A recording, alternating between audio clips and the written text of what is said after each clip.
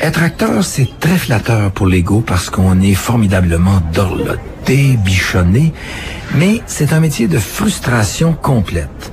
Pour un interprète, on a vu Sinatra, Montand, c'est assez logique, mais pour un auteur-compositeur qui est habitué d'écrire ses scénarios, de contrôler tout, son éclairage, sa foule, c'est plus dangereux. Il y a de la peau de banane dans l'air. Quand il s'est agi de refaire un album, j'avais la tête un peu ailleurs. J'étais plus dans la concentration qu'il faut sur ce que c'est que ma vie, pour faire mon album. Donc j'étais un peu perdu. Je me disais, est-ce que je refais du cinéma où je gagne ma vie sans faire grand-chose, ou est-ce que je refais des chansons, ce qui est plus pénible. Et puis je me suis mis à refaire des chansons. J'ai eu du mal. Je me souviens que c'est un disque qui s'appelle On avance, et que j'ai eu du mal pour le faire, et que Laurent n'était pas libre. Laurent était je sais pas où, parce qu'il faisait un disque pour lui, je crois. Et il met beaucoup de temps, c'est connu, il met beaucoup de temps pour écrire ces disques. Donc moi, j'avais envie de faire un disque assez rapidement. Et puis, j'ai demandé à Louis Chédid, que j'aimais beaucoup, et je lui ai demandé s'il pouvait m'aider à faire des musiques, à faire des chansons avec moi. Il m'a dit oui. On a fait une chanson qui s'appelle On avance. Des villas, des mimosas au fond de la baie de Somme. On a fait la musique ensemble. Des familles sur des transats, le pommier, les pommes. Eh ben, on avance. Je sais pas, j'avais trouvé cette phrase comme ça, on avance et puis on vient pas en arrière, quoi, on avance. Alors, c'est la vie, bon. Je sais pas quoi vous dire, moi.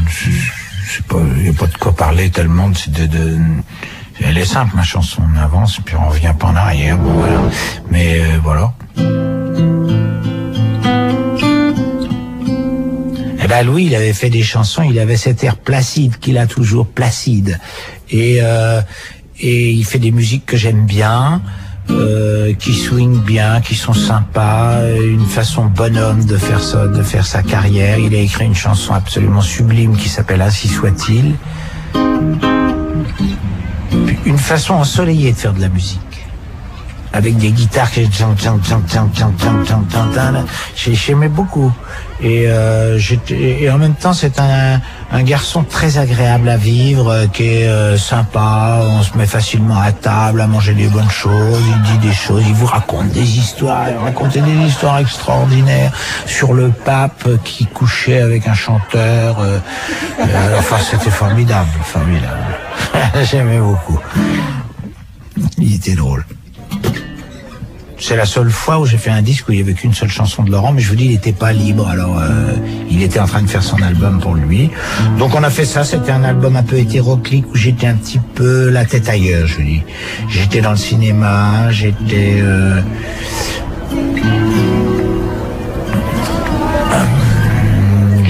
un peu déstabilisé par le succès, par le fait d'être beaucoup sur le cinéma, ça vous met sur l'extérieur de vous-même plus que la chanson.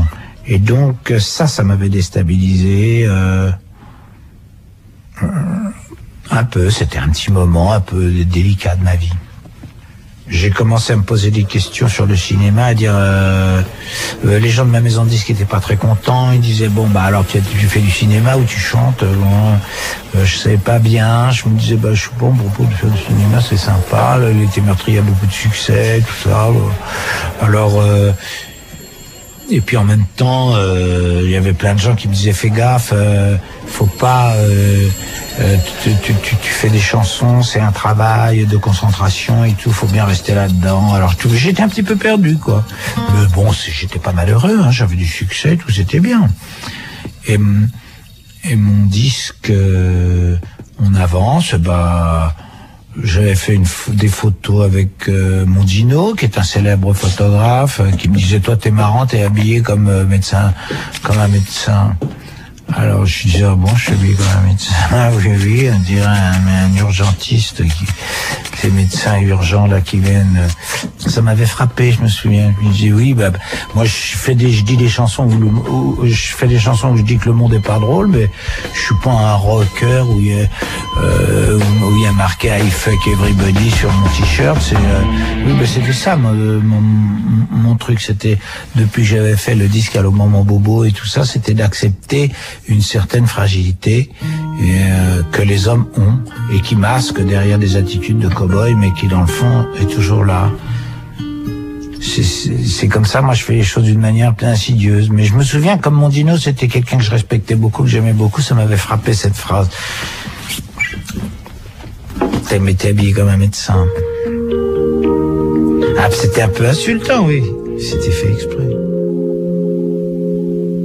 Et là, Alain va nous parler de notre grand ami David McNeil, qui est un immense orfèvre, un grand magicien des mots. Et là, tous mes collègues de la chanson française sont d'accord. Quand on lui soumet une phrase et qu'il passe derrière nous, on ne peut pas faire mieux. Il change une virgule, un mot, et on se dit, merde, comment on l'a pas vu avant lui? Oui, alors justement, je vous disais que j'aime bien faire des chansons avec des gens, mais enfin bon... Pour les textes, je suis toujours tout seul. C'est toujours moi tout seul qui les fait.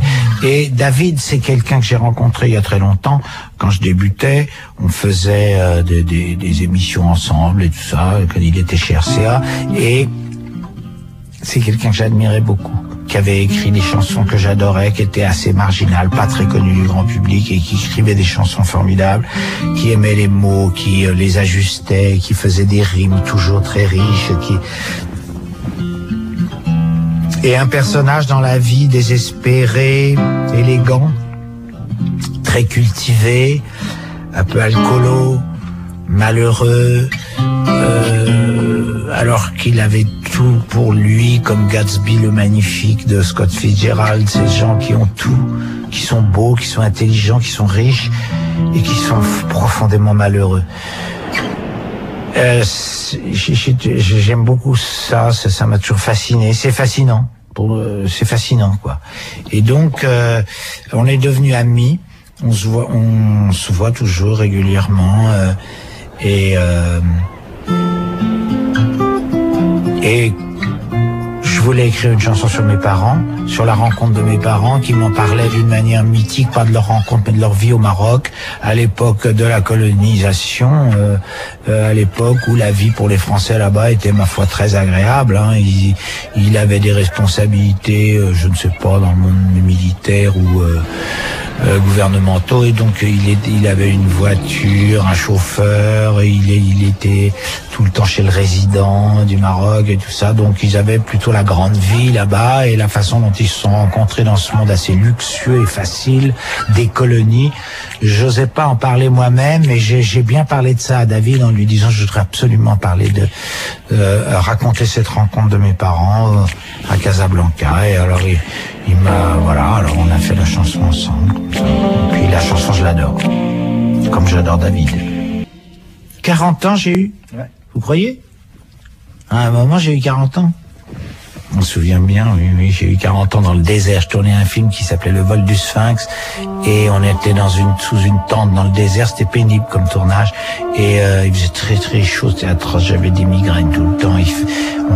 Il y avait un avion, donc on était tout le temps, c'était l'histoire d'un avion, donc on était tout le temps sur une piste d'atterrissage sous le cagnard du désert. Non, c'était pas malheureux, c'était une aventure amusante. C'était le film où je me disais, dans le fond, je suis pas fait pour faire du cinéma. Ça a commencé là, je me suis dit, oh bah là, j'étais pas bien dans ce film. Il a pas marché d'ailleurs, parce que je crois que j'étais trop mauvais. C'est à cause de moi, je crois. Non, mais le metteur en scène n'était pas bon non plus, mais moi non plus. Donc, personne n'était bon, donc raté. Vol du Sphinx. Bob Soquet, qui m'avait accompagné pendant tout le début, il a eu un gros malheur dans sa vie professionnelle, dans sa vie personnelle, et donc il a arrêté de faire ce métier-là parce qu'il a eu un gros problème. Et puis moi je faisais pas mal de cinéma, donc et puis ma maison de disque coulait. La maison de disque coulait, c'est la maison coule. Donc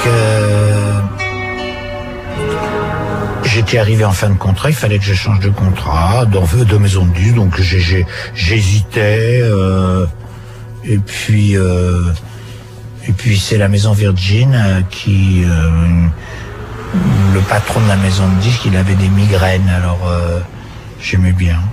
Et là, je rencontrais des nouvelles personnes, donc ils avaient une vision de moi plus extérieure, puis ils n'avaient pas participé à toute la progression des choses, donc ils me voyaient de l'extérieur, ils disaient « Ah bah toi c'est ça, alors là... »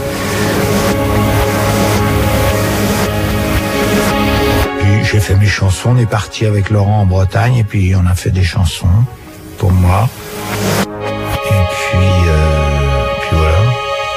Ça s'appelle « C'est comme vous voulez ».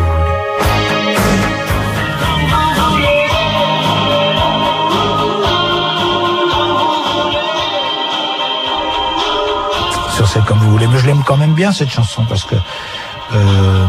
que c'est vrai que quand on regarde le monde, ce que font les hommes du monde, de leur tiraillement, de leur guerre, de leur le truc le plus extraordinaire, c'est c'est Israël au milieu de ces pays arabes. Je veux dire, depuis que je suis né, ils se battent, quoi. C'est chiant. On se dit, il faut bien qu'ils arrivent à un moment. Ils nous emmerdent tous, quoi. Je veux dire.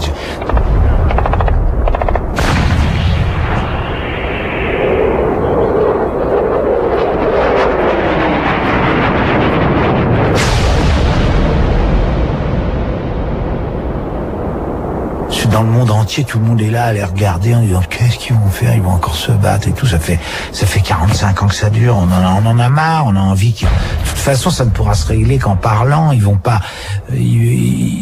Aucune guerre ne donnera de résultat. Donc on se dit bon, ça finisse un peu tout ça. Voilà. Alors au bout d'un moment, on se dit non mais à la marche, c'est comme vous faites comme vous voulez, vous m'emmerdez. Bon, vous voyez. Voilà, c'était ça ma chanson.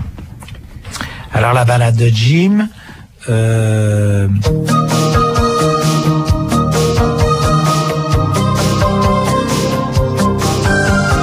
C'était le début des clips et j'ai fait une chanson cinématographique.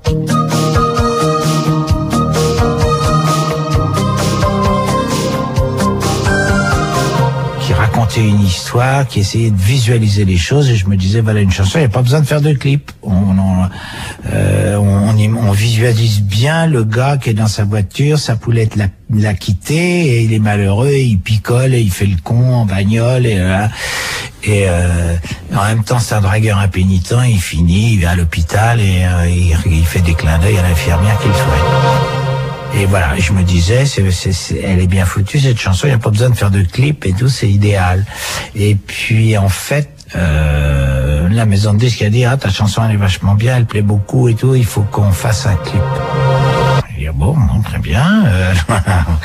Donc on va faire un clip. Et alors c'est Philippe Bensoussan qui a eu l'idée de faire ce clip où je fais plein de persos, je fais tous les personnages du clip et ça a eu beaucoup de succès. Cette chanson a eu du succès beaucoup, c'est devenu comme on dit un tube et le clip aussi a contribué. C'est rare que les clips soient très utiles pour une chanson. C'est comme on est dans un monde maintenant de petit à petit d'images, c'est l'image qui prend tout. On s'est mis à faire des clips, mais en fait ça sert pas grand chose, j'ai l'impression. Une chanson, c'est une chanson, ça doit évoquer. Et là, le clip était utile, il était bien fait, ce clip, vraiment. Coupez, bon sang! Êtes-vous un acteur ou un chanteur? Décidez-vous! On n'a pas de ça à faire. Après ça, c'est terminant. J'ai fait encore un film avec Thierry Lhermitte qui s'appelle La Fête des Pères, où on faisait deux amoureux. On était homosexuels, amoureux, et on voulait avoir un enfant. C'est une histoire très compliquée de faire un enfant quand on est deux hommes. Mais on couchait pas vraiment ensemble avec Thierry. C'était du cinéma. Mais il fallait qu'on s'embrasse sur la bouche à un moment, et il fallait se préparer psychologiquement. Il m'a dit, il n'y a pas d'ambiguïté, évidemment. Donc on s'arrête, on marche, et puis à ce moment-là, on s'arrête, puis on s'embrasse sur la bouche. C'était, on avait peur, l'un l'autre, c'était drôle. Bon, on a gardé les bouches fermées, hein. Le film n'a eu aucun succès. Et je vous dis tout de suite que si tous les films que j'ai faits après L'été meurtrier avaient eu du succès, peut-être que j'aurais continué, mais je voyais bien que ça ne... Non, puis ça m'intéressait pas de le faire. Ce qui m'intéressait, par exemple, dans la fête des pères, c'était d'être avec Thierry, de jouer aux cartes avec lui, d'écouter ses bêtises, et puis moi de lui dire des bêtises, puis qu'il rigole quand je dis des bêtises. Mais c'est tout ce qui me plaisait. Et alors, c'est pas suffisant.